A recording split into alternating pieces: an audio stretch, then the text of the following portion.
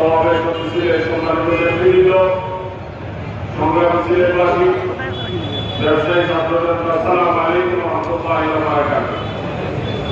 আজকে থেকে 19 বছর আগে জোট সরকারের শেষ দিনে একদিন পরেই তৎকালীন আওয়ামী লীগের নেত্রী তার সারা দেশের সন্ত্রাসীদেরকে নির্দেশ দিয়েছিল যা যা আছে সব নিয়ে ঢাকাতে আসার জন্য। নবীগঞ্জা, অস্ত্র, পরমাস্ত্র সব ধরনের প্রস্তুতি নিয়ে তারা ঢাকায় প্রবেশ করে পল্টন থেকে সকাল 9টার সময় আমাদের নির্ধারিত সমাবেশে তারা আক্রমণ করে। এরপরে সারাদিন ব্যাপী পল্টন ময়দানে, পল্টন এবং গলিতে বাংলাদেশ জামাত ইসলামের ছাত্রশিবিরের নিরস্ত্র নেতাদের বিরুদ্ধে তারা ঝাঁপিয়ে পড়ে।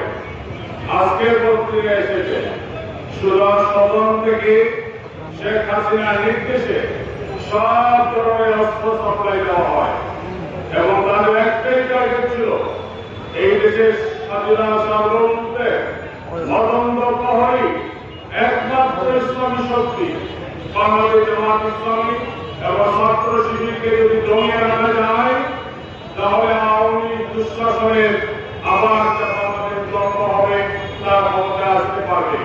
এই টার্গেটেই আমাদের নেতৃবৃন্দকে নিঃশেষ করার জন্য তারা ঝাঁপিয়ে পড়েছিল। আবহাওয়া ছাত্র জনতা জীবন বাজি রেখে আওয়ামী দুঃশাসন এবং তাদের সন্ত্রাসীদের মোকাবেলা করে 6 জন ভাই তৎকালীন সময়ে পল্টনের ময়দানে জীবন দিয়েছেন। আপনারা দেখেছেন লাশের উপর তারা লাঠি দিয়ে পিটিয়েছে এবং নৃত্য পরিবেশন করেছে। পৃথিবীর ইতিহাসে ন্যূনতম ঘটনা চিন্তা হয় নাই। তার অংশ হিসাবে সারা দেশে একই কর্মসূচি ব্যবহার করে